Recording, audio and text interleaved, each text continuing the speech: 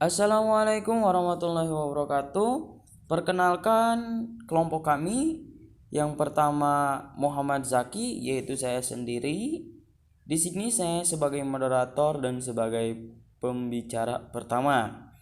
Yang kedua Kawakibi Bani Azwin selaku pembateri kedua, dan yang ketiga atau yang terakhir adalah Herlina Jumilus Putri sebagai pemateri ketiga atau pemateri terakhir.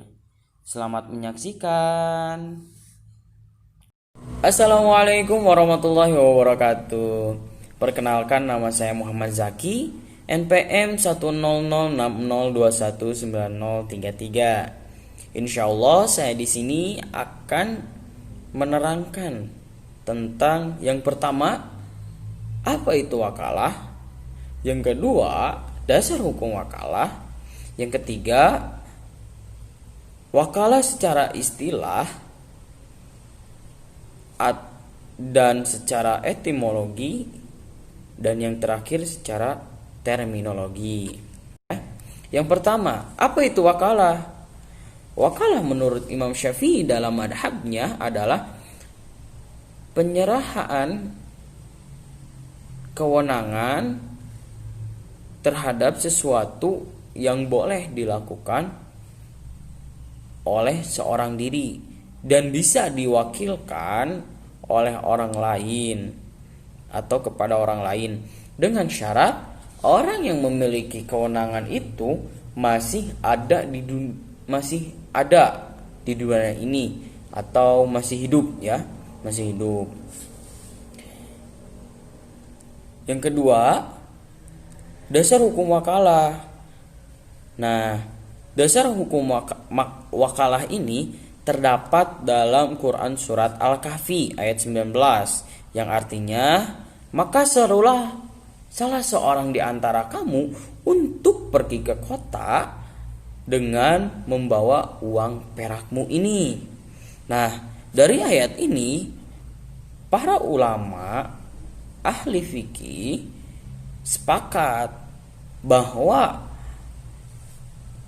sahnya wakalah itu dalam jangka waktu tertentu, seperti 1 bulan ataupun 1 tahun, karena akad wakalah dilakukan sesuai dengan kemampuan orang yang memiliki wewenang atau memiliki kewenangan itu sendiri. Itu. Yang ketiga, wakalah secara istilah, etimologi, dan terminologi. Istilah wakalah berasal dari kata wakala yakilu waklan, fahuwa wakilun wadaka makwalun, yang artinya menyerahkan atau mewakilkan suatu urusan kepada orang lain. Dan wakalah adalah pekerjaan wakil. Nah, sedangkan menurut etimologi, yang berarti al-hifz, artinya itu pemeliharaan, atau al-tafwid, penyerahan atau pendelegasian, ya, atau memberikan mandat, memberikan amanah, menitipkan amanah kepada orang lain. Sedangkan secara terminologi, wakalah adalah pemberian kewenangan atau kekuasaan kepada pihak lain atau kepada orang lain tentang apa yang harus dilakukannya,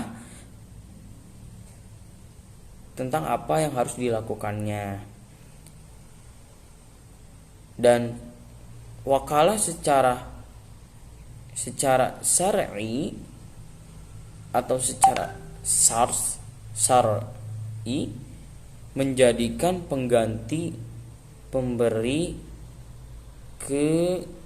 kekuasaan selama batas waktu tertentu. Jadi seperti itu ya. Mungkin itu saja yang dapat saya sampaikan. Selanjutnya akan diterangkan oleh teman saya, yaitu Kawakibi Bani Azwin. Terima kasih.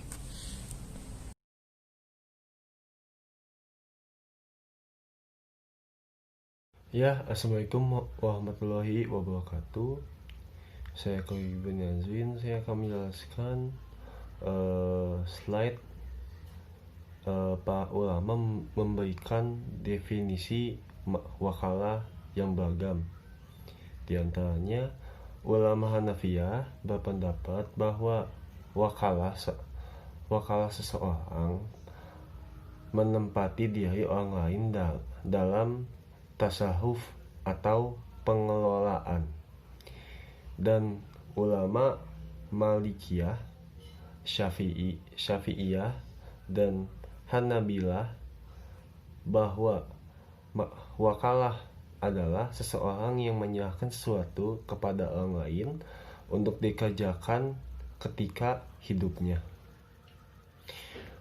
Berikut rukun wakalah, yaitu muwakil, yang berarti orang yang mewakilkan, wakil, orang yang mewakili, muwakal fih, sesuatu yang diwakilkan, dan sigot, yang berarti lafaz, ijab, dan qabul. Berikut adalah syarat wakalah. Yang pertama, syarat muwakil, yaitu yang mewakili, yaitu pemilik sah yang dapat bertindak terhadap sesuatu yang diwakilkan. Yang kedua, orang mukallaf atau anak mumayyiz dalam batas-batas tertentu, yakni dalam hal-hal yang bermanfaat baginya.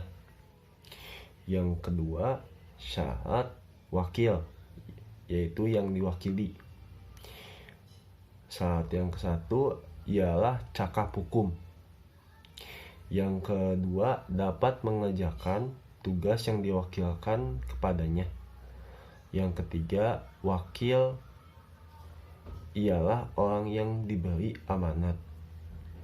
Untuk selanjutnya akan dijelaskan oleh saudari Elina.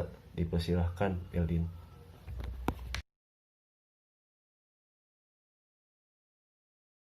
Syarat wakalah selanjutnya yaitu hal yang diwakilkan atau muwakal fih. Diketahui dengan jelas oleh orang yang mewakili, tidak bertentangan dengan syariah Islam, dapat diwakilkan menurut syariah Islam. Syarat terakhir atau yang keempat, sigat atau lafadz ijab qabul. Ijab dan qabul harus dinyatakan oleh pihak untuk mengadakan akad. Imbalan bersifat mengikat, tidak boleh dibatalkan secara sepihak. Adapun berhentinya akad wakalah ini karena terjadi beberapa hal. Yang pertama, salah satu pihak meninggal dunia. Kedua, telah berakhirnya atau telah sempurnanya aktivitas atau urusan yang diwakilkan. Ketiga, jika mewakil memberhentikan wakilnya.